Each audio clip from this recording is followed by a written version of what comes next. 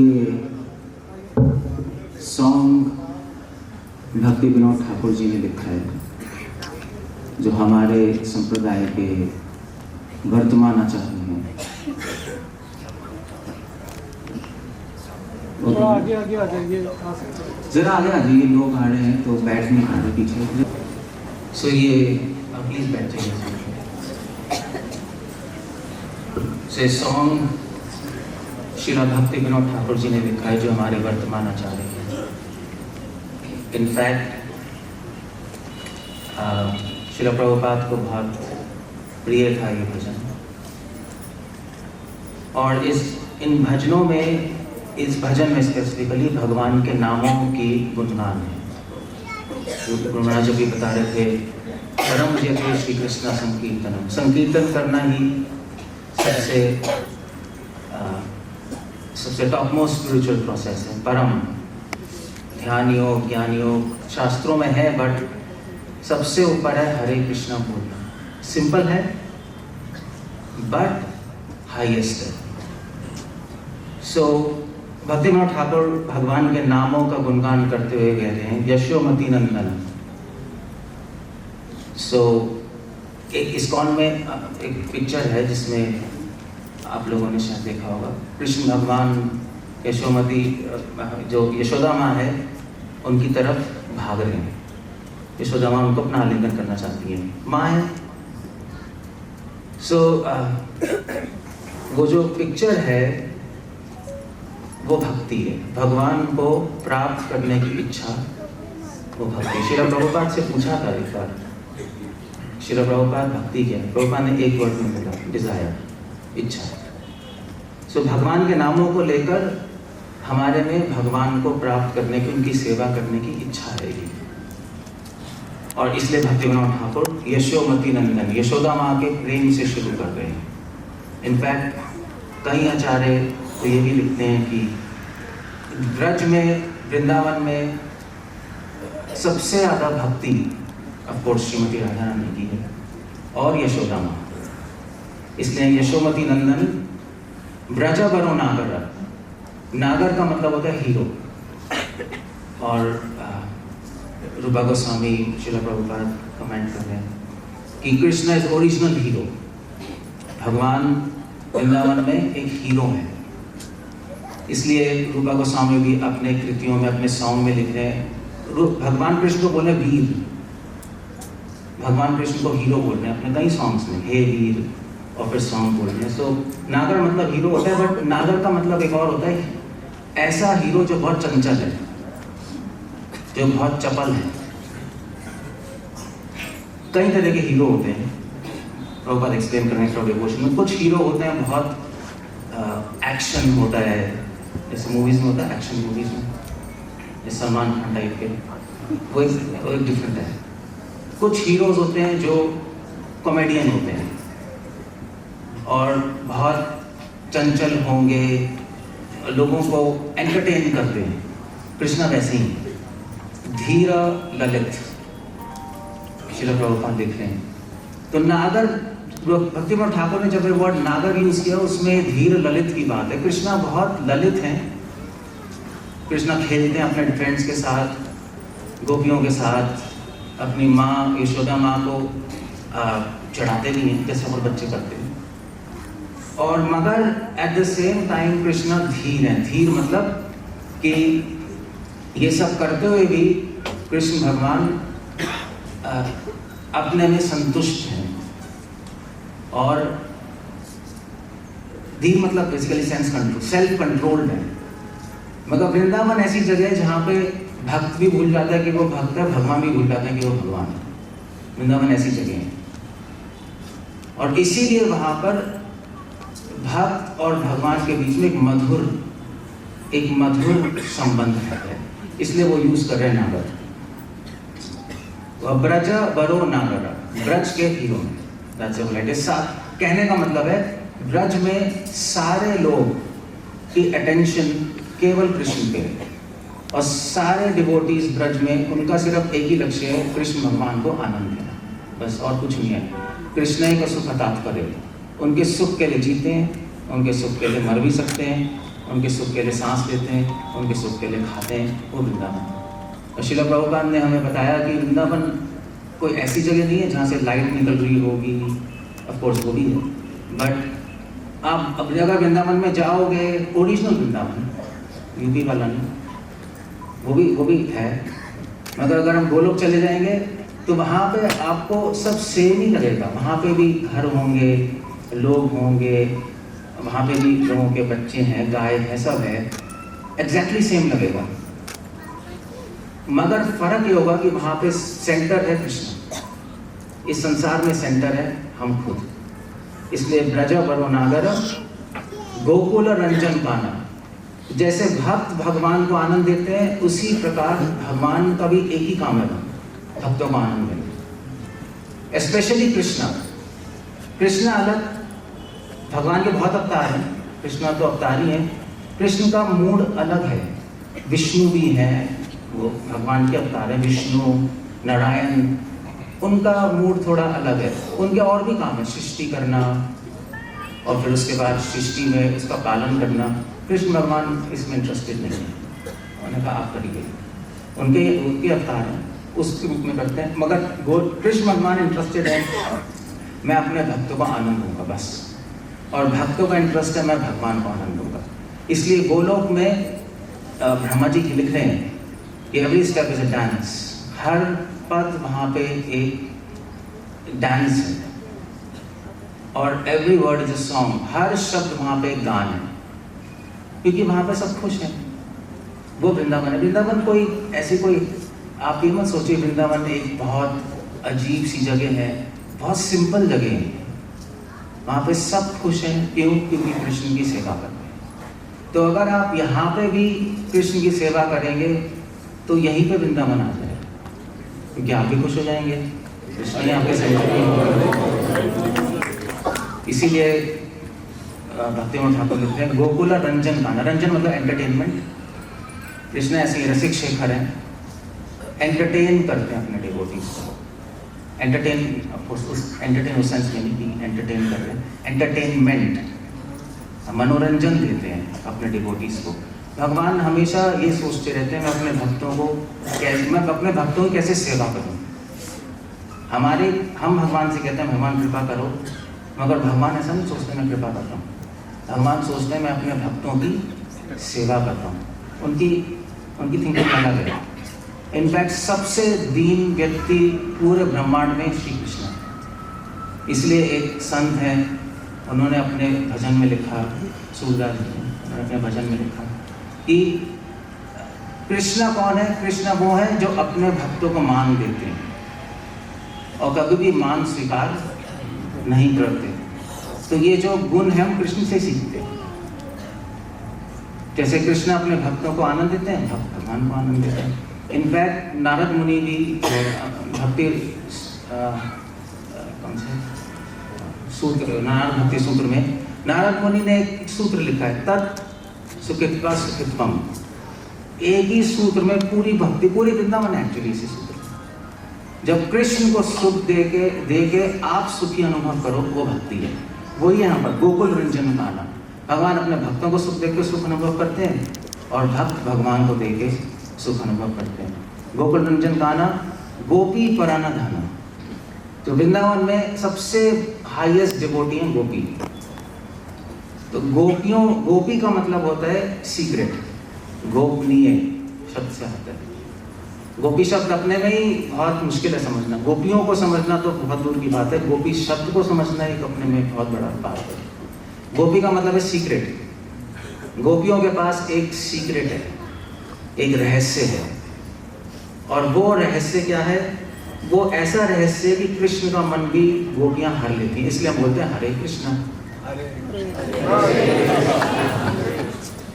सो हरे मतलब जो कृष्ण का मन भी हर ले। उनके पास ऐसा क्या है? यशोदा माँ, नंद बाबा, भगवान के बहुत सारे डिवोटीज हैं, उसमें सबसे महान है गोपियां। अगर हम न्यूट्रल वे में देखें, वैसे तो सभी महान हैं, मगर महाप्रभु ने बताया सबसे महान जो है। इसलिए कृष्ण भगवान के साथ जो गोपियां आई, सिर्फ गोपियों को भगवान ने बोला दशम स्कंद में कि गोपियों मैं तुम्हारा ऋण नहीं चुका सकता, और किसी को नहीं बोला। क्योंकि उनके पास क्या चीज़ है? उनके पास ऐसी चीज़ है जो और डिवोटीज के पास नहीं है। क्या सीक्रेट है उनके पास? उनके पास ये सीक्रेट है कि उनके पास ऐसी सेवा भावना है जो कि औरों के भक्त से बहुत ज़्यादा है। और क्या है? एक स्त्री के लिए अपनी लज्जा को त्यागना सबसे बड़ी बात होती है। और गोपियों ने एक्चुअली यही किया। गोपियों को बहुत ज़्यादा समाज बोल रहा था कि भी आप कृष्ण के साथ रासलीला करती हैं, ये करते हैं, वो करते हैं। There was so much blame all around, आसपास के गाँव में भी। बट गोपियों ने कहा कुछ फर्क नहीं पड़ता। गोपियों की फैमिलीज भी थी अपने बच्चों को छोड़ के, अपने हस्बैंड को छोड़ के, अपनी लज्जा को छोड़ के, अपने मान सम्मान को छोड़ के भगवान के पास गई। और सबसे बड़ी बात भक्त की जीवन में यही है, अगर भगवान को खुश करना है तो अपना मान सम्मान छोड़ना। और गोपियों की के बराबर इसलिए कोई डिवोटी नहीं है, सब कुछ छोड़ के आके भगवान ने कहा कि मैं तुम्हारे नहीं चुका सकता। इसलिए गोपी पराना धन, गोपियाँ भगवान की प्राण है और धन है मदन मनोहर। और जिस तरह गोपियाँ भगवान के मन को हर लेती हैं, उसी प्रकार भगवान भी सारे गोपियों का मन हर लेते हैं। कैसे हरते हैं? मदन मनोहर। क्योंकि कृष्णा जो है, मदन मतलब होता है कामदेव। करोड़ों कामदेव एक तरफ और कृष्ण की सुंदरता एक तरफ है। अब वो हम बोल सकते हैं, बट उसको अनुभव करना एक अपने में एक उसमें जीवन लग जाते हैं। क्योंकि कामदेव ही भगवान से मोहित हो जाते हैं। कामदेव के पास 8 तीर होते हैं, हमें सीड्यूस करने के लिए। सो वो जितने भी 8 तीर हैं, जब कामदेव कृष्ण के सामने जाते हैं तो अपना तीर चलाने भूल जाते हैं, इतने सुंदर है भगवान। तो मदन मनोहर, मनोहर मतलब जो मन को भाता है। भक्ति विनोद ठाकुर ने ये जो नाम से जो भगवान की ग्लोरिफिकेशन कर रहे हैं, वो हमें बताना चाहते हैं कि भगवान के बहुत सारे गुण हैं। ऐश्वर्य है, भगवान बहुत महान है, भगवान बहुत वीर है, भगवान बहुत ज्ञानी है, वैरागी है, मगर सबसे बड़ा गुण है उनकी सुंदरता।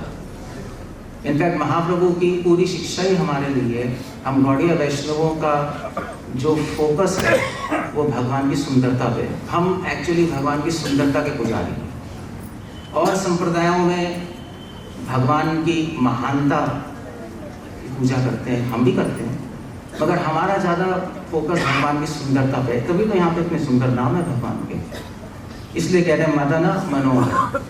अगर हम भगवान की सुंदरता पे गुणगान करेंगे तो हमारी आत्मा भी सुंदर बन जाएगी। ऐसे ही भगवान ने बोला, ये अथामाम प्रपंचन्ते ताम सत्य। 11वें स्कंद में भगवान उद्धव से ही कह रहे हैं, उद्धव जो ये सोचेगा कि मैं बहुत बुद्धिमान हूँ, वो खुद बुद्धिमान बन जाएगा। वो तो ज्ञान योग में भगवान एक्सप्लेन कर रहे हैं। जो ये सोचेगा कि मैं बहुत महान हूँ और मुझे इस तरह प्रशंसा करेगा, वो खुद महान बन जाएगा। और जो ये सोचेगा कि मैं बहुत सुंदर हूँ, उसकी आत्मा, उसका चरित्र खुद सुंदर बन जाएगा। इसलिए वृंदावन के जितने भक्त हैं वो सुंदर हैं। सुंदर क्यों? क्योंकि उनके पास एक ही गुण है, बाकी बहुत सारे गुण हैं, मगर एक गुण है, वो गुण है कि वो भगवान की सेवा करना चाहते हैं। अगर वही गुण हम अपने में ले आएंगे तो हमारी आत्मा भी सुंदर बन जाएगी। मदन मनोहर कालिया दमना विधान। भक्ति विनोद ठाकुर ने अचानक से ये नाम लिया है, कालिया दमना विधान। आउट ऑफ कॉन्टेक्स्ट लगता है कि भक्ति विनोद ठाकुर एक्सप्लेन कर रहे हैं गोपियाँ, यशोदा माँ, एक मधुर रस, वात्सल्य रस चल रहा है, उसमें अचानक से कालिया लीला बीच में आ गई। सो इस पे क्वेश्चन उठाया गया है कुछ कमेंटेटर्स ने कि ये कैसे आ गया। सो कालिया दमना विधाना भक्ति विनोद ठाकुर क्यों ला रहे हैं? भक्ति विनोद ठाकुर हमें एक मैसेज देना चाहते हैं कि भगवान की कोई भी लीला हो, चाहे मारने की हो, कालिया को मार देना, चाहे गोपियों के साथ लीला हो, चाहे यशोदा माता लीला हो, चाहे प्रेम लीला हो, चाहे दमन लीला हो, दमन मतलब उनको मारा, दोनों ही बहुत सुंदर है। और जिस दिन हमें दोनों समान लगने लगेंगे, उस दिन हमारी भक्ति होगी। कि जितने भी जो मंडली वाले होते हैं, सहज्य होते हैं, वो लोग केवल गोपियों के रासलीला के बारे में बात करते हैं, कन्हैया के बारे में, वो थोड़ा ना बात करेंगे कालिया लीला दमन। कोई अभी सुना ही नहीं होगा अपने वृंदावन में ऐसा भजन, राधे राधे सुना होगा, और ये नहीं सुना होगा कि कृष्ण आपने कालिया को, हे कन्हैया आपने कालिया को मारा है, कोई भजन ही नहीं है। मगर यही भक्ति है। अगर भगवान से प्रेम है तो भगवान की सारी चीज़ अच्छी लगेगी।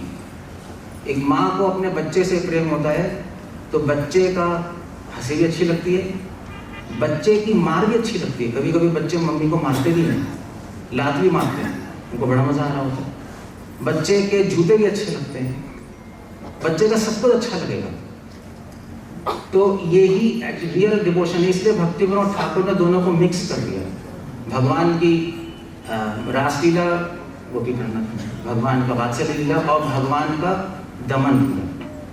श्रील प्रभुपाद ने भी बोला था कि जिस दिन आपको रासलीला और भगवान की युद्ध लीला सेम लगने लगेगी, उस दिन आप में भक्ति आ गई। क्योंकि वहाँ पे भी कृष्ण है, वहाँ पे भी कृष्ण है। इसलिए कालिया दमन विधान अमला हरि नाम अमिया विलास। अब हम ये सारी चीज़ें समझें, ये बहुत बड़ी बड़ी बातें हैं जो मैं बता रहा हूँ, मतलब मेरे भी अधिकार से ऊपर ही है। इसको अनुभव करना मुश्किल है, बट इसको हम अनुभव कर सकते हैं। अमला हरि नाम अमिया विलास।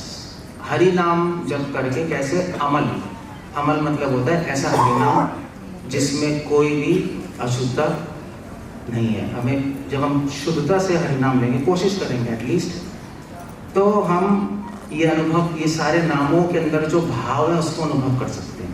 ये सिर्फ नाम नहीं है, ये हमारे नाम होते हैं, मेरा नाम है, आपका नाम है, बट ये नाम नहीं है, ये स्वयं कृष्ण है और कृष्ण के भाव हैं इसके अंदर। एक्चुअली खुद ही रस है, रस ही नाम के रूप में प्रकट हुआ है। इसीलिए महाप्रभु ने कहा नाम लो, हमारी नाम साधना है। क्योंकि जो साधक है वो समझता है कि ऑर्डिनरी आदमी के लिए ये नाम है हरे कृष्णा, हमारे लिए नाम नहीं है। हमारे लिए ये भगवान और भगवान के भाव हैं, भगवान का प्रेम है। इसलिए जगदानंद पंडित अपनी बुक में लिखते हैं प्रेम विवर्त में कि नाम नाचे जीव नाचे, नाचे प्रेम धन। जब कोई भक्त नाम लेता है, जैसे भक्ति विनोद ठाकुर जैसे महान भक्त, तो नाम उनकी जीभ पे नाचता है, कृष्णा नाचते हैं और प्रेम धन नाचते हैं। तो हमारे लिए एक ये सिर्फ केवल नाम नहीं है। इसलिए कह रहे हैं अमिया विलास। अमिया मतलब होता है स्वीट और विलास मतलब होता है लीलाएं।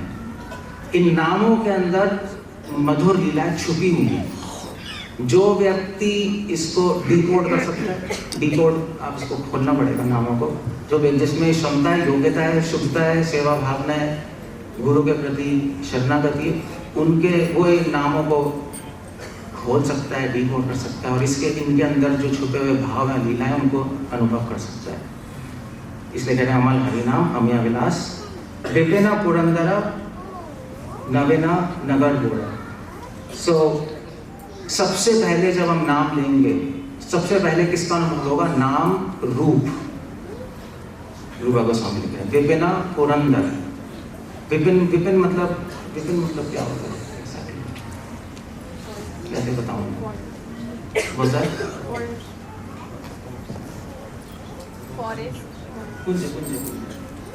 सो विपिन मतलब है, या कुंज मतलब बहुत सारे फूलों से जब एक क्यारी सी बनाई जाती है, जंगल टाइप का। विपिना पुरंदर, पुरंदर मतलब होता है पुरंदर वैसे तो एक सेंस है महान या किंग की सेंस है पुरंदर, किंग के लिए है। कृष्णा सिर्फ वृंदावन में भगवान को जो भक्त जिस तरह से देखते हैं, उनका जो भाव है वो बिल्कुल अलग है।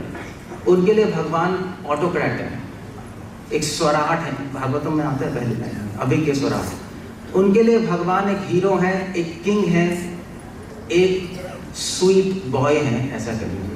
सभी हैं, वो इमोशन सारे मिक्स्ड हैं उनके। उनकी जो भावनाएं हैं वो कृष्ण को हर रूप में देखते हैं, अलग अलग रूपों में देखते हैं। और ऐसे ही है, ब्रह्म संहिता में ब्रह्मा जी लिख रहे हैं नवा यौवनम च, जब भी भक्त भगवान को देखते हैं उनको लगता है पहली बार देखा है। ऐसी है वृंदावन। जब भी यशोदा माँ, जब भी राधा रानी के भगवान के फ्रेंड्स कृष्ण को देखते हैं तो वो सोचते हैं ये तो व्यक्ति पहली बार देखा है मैंने। इनफैक्ट श्रील प्रभुपाद ये नेक्टर डिवोशन में लिख भी रहे हैं, जस्ट इज मेंशनिंग विपिना पुरंदर के बारे में इनडायरेक्टली कि जब भी श्रीमती राधा रानी कृष्ण को देखती हैं तो वो अपने फ्रेंड से पूछती हैं कि कौन है ये, रोज ही देखती हूँ, फिर भी कहते कौन है। जब भी मुरली सुनती हैं तो कहती हैं कि ये तो मैं पहली बार सुन रही हूँ। सो ऐसे कैसे पॉसिबल है?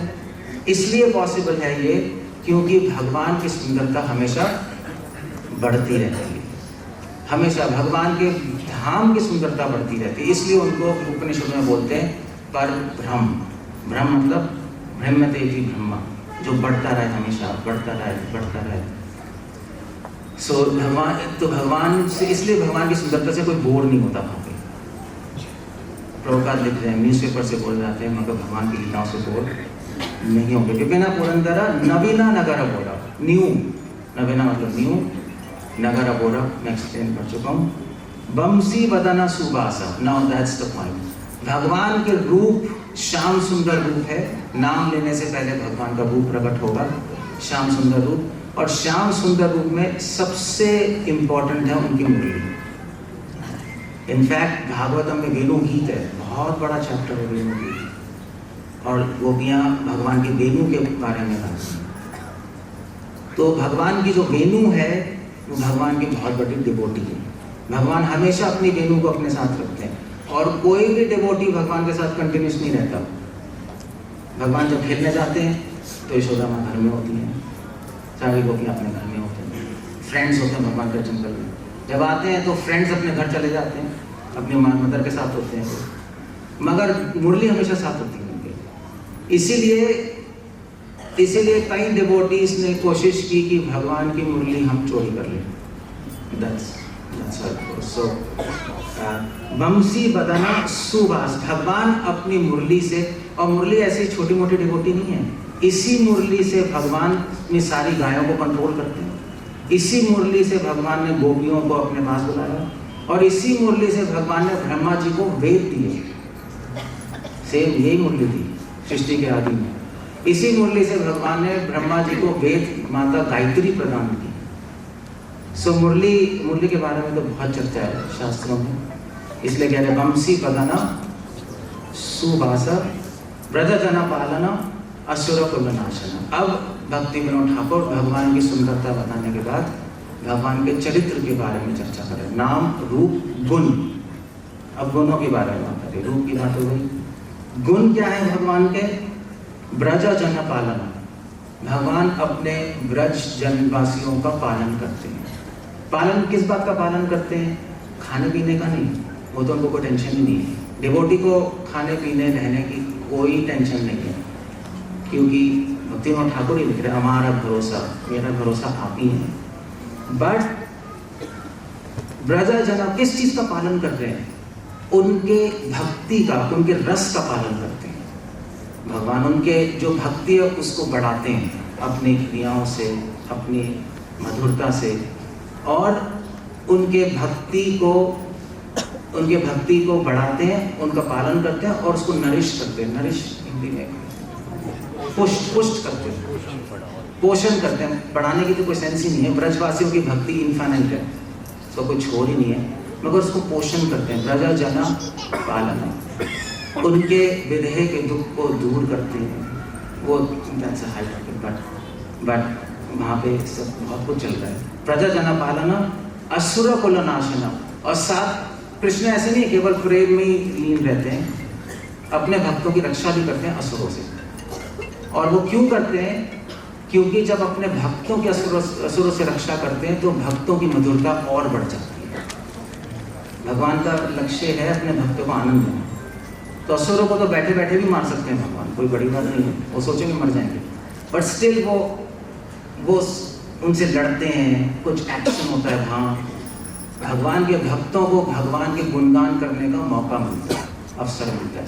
और भगवान के डिवोटीज भगवान के पास टाइम्स पे सॉन्ग्स बनाते हैं, अपने घर में काम भी करते हैं और ये भजन गाते रहते हैं। प्रभुपाद लिखते हैं यशोदा माँ के बारे में 10th कैंटो में कि भक्ति बहुत सिंपल है। जैसे यशोदा माँ अपने घर में काम कर रही है, भगवान के गुणगान गाती रहती हैं, उसी प्रकार हम भी अपना काम करते करते अगर भगवान के गुणगान गाते रहें, हरे कृष्णा बोलते रहें, तो हमारी लाइफ परफेक्ट हो जाएगी। सो असुर कुल नाशना नंद बोधन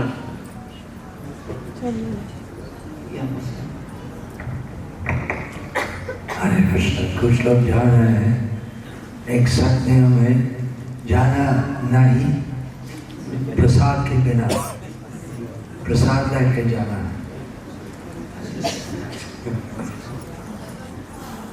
I think we can close the door and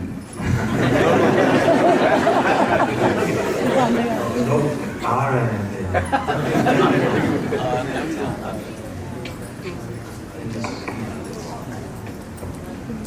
So, नंद गोधन रखवाला भगवान का एक और काम है, उनका एक और गुण है अपने गायों की रक्षा करना, उनको प्रेम करना। स्पेशली कृष्ण को गाय से अलग हम कर नहीं सकते, क्योंकि उनका नाम ही गोविंद है। सिर्फ कृष्ण भगवान ही है जिनका गायों से संबंध है, और वो उसके पीछे भी बहुत बड़ी साइंस है। वो तो एक पूरा सेमिनार होगा कि गाय से क्यों प्रेम करते हैं।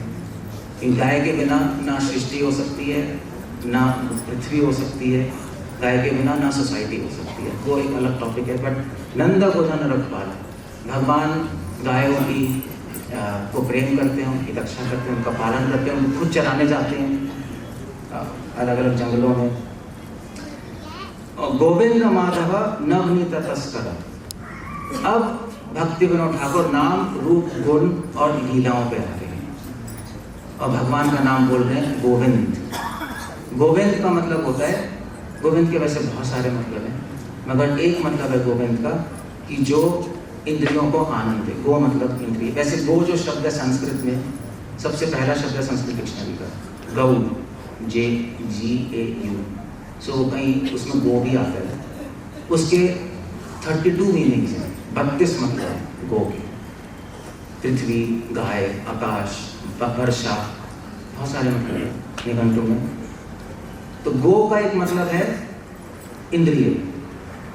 गो का एक और मतलब होता है, गो का मतलब यहाँ गो का मतलब पृथ्वी भी है। पृथ्वी से जो उपजे प्लांट्स हैं, जो वनस्पतियां हैं, वो भी हैं। गो का मतलब पहाड़ भी होता है। सो अगर आप गोविंद नाम देखेंगे तो कृष्णा सारी सृष्टि को आनंद देते हैं। पहाड़ हो, वनस्पति हो, भक्तों की इंद्रियां हो, गाय हो, सभी को भगवान आनंद देंगे। इसलिए उनका नाम, जो गोविंद नाम इसलिए बहुत फेमस है। नहीं सभी साउथ इंडिया, नॉर्थ में तो कम ही है, साउथ में सभी गोविंद गोविंद बोलते हैं। क्यों फेमस है? क्योंकि सारे नाम गोविंद नाम के अंदर है। वैसे तो सारे नामों में सारे नाम है, बट गोविंद में स्पेसिफिकली सारे नाम है। इसलिए इंद्र ने भगवान का अभिषेक करके भगवान को यही बोला कि आपका आज से आपको गोविंद नाम से पहचाना जाएगा। सो गोविंद में सारी लीलाएं भगवान की एक शब्द में, एक नाम में। फिर माधव, माधव मतलब माँ, मतलब यहाँ पे माँ मतलब राधा, लक्ष्मी, महालक्ष्मी राधा, और माधव जो श्रीमती राधा रानी को आनंद देते हैं, वो माधव है। सो गोविंद में आप बाकी लीलाएं ले आए, माधव में स्पेसिफिकली गोपी लीला, माधुरी लीला आ गई। और नवनीता तस्कर, तस्कर मतलब होता है बटर। नवनीत मतलब नवनीत मतलब बटर है, तस्कर चोर। नवनीत मतलब बटर, और वो भी फ्रेशली चर्न बटर। पता नहीं आप लोगों ने तो अमूल बटर देखा होगा, बट आप लोगों ने कभी निकाला नहीं होगा, हम लोग निकालते हैं वहाँ। सो फ्रेशली चर्न बटर। तस्कर मतलब चोर।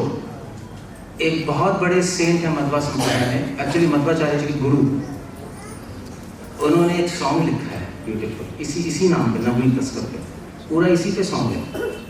और वो लिख रहे हैं कि हे कृष्णा, जैसे आप गोपियों के घर जाकर मक्खन चोरी करते थे, वैसे ही आप मेरे हृदय को चोरी कर लीजिए। मगर उसमें शर्त है कि आपको अपने हृदय को मक्खन जैसा बनाना पड़ेगा।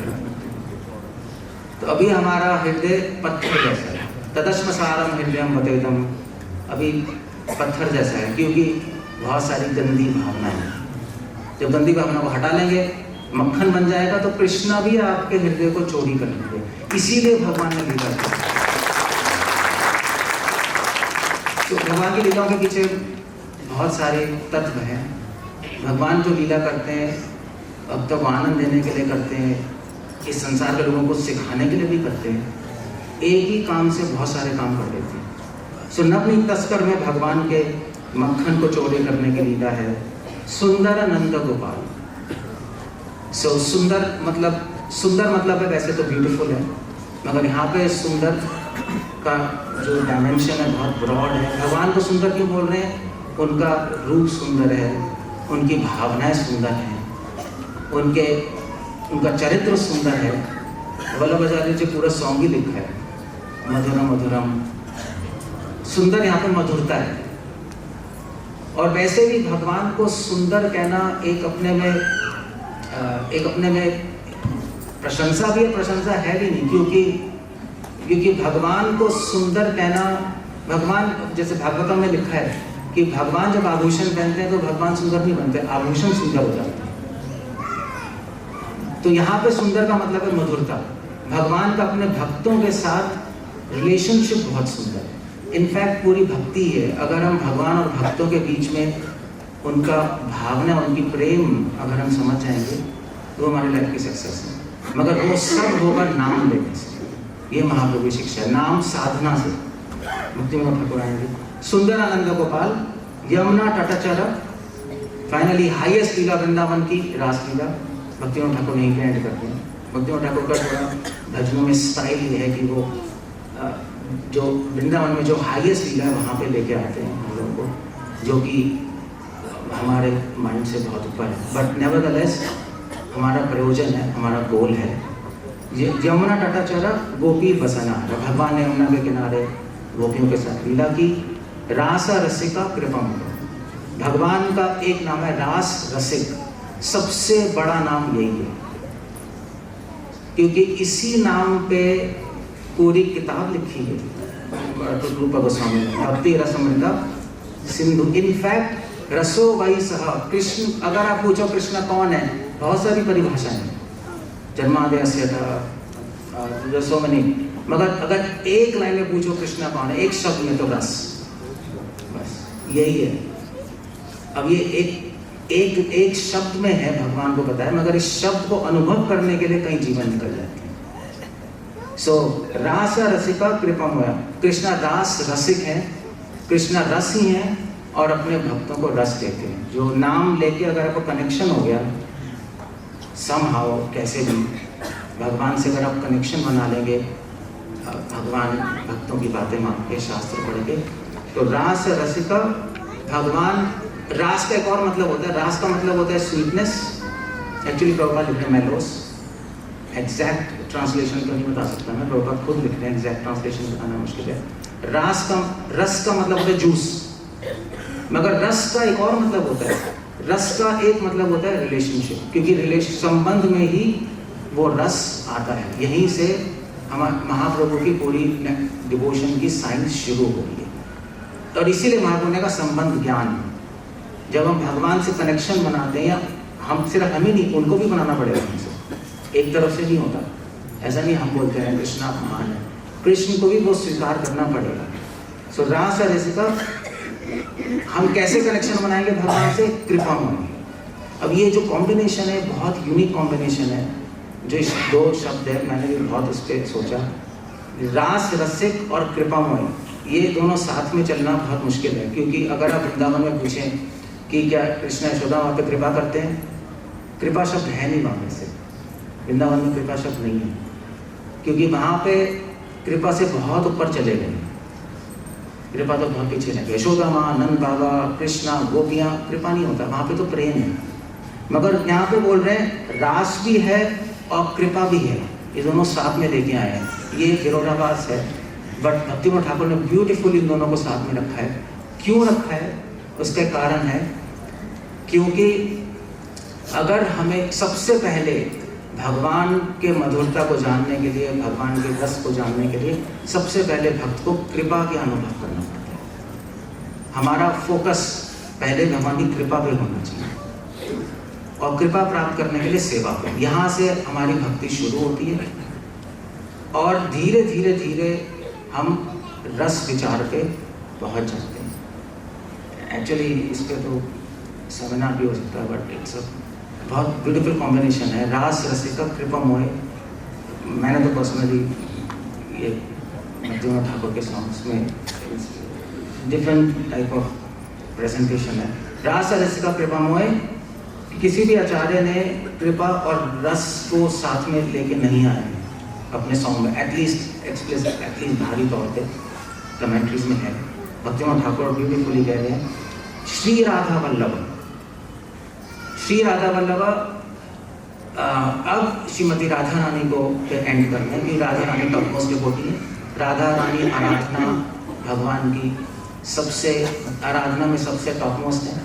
और टॉप मोस्ट क्यों है?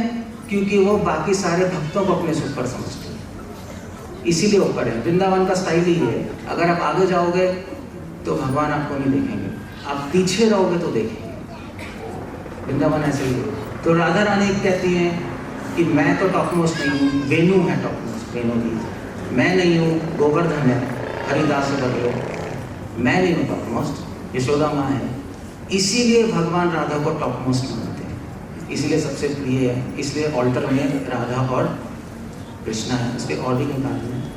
बस श्री राधा वल्लभ, वल्लभ मतलब होता है डियर, वल्लभ मतलब या प्रिय, वल्लभ, वल्लभ मतलब प्रिय होता है, उसको वल्लभ कहते हैं। श्री राधा रानी के सबसे प्रिय हैं श्री राधा वल्लभ। इस नाम में सारी रासलीला, सारी गोपी लीला इसी नाम में आ गई। वृंदावनो नटवर भक्ति विनोद आश्रय। भक्ति विनोद ठाकुर एंड कर रहे हैं इस पोएम को।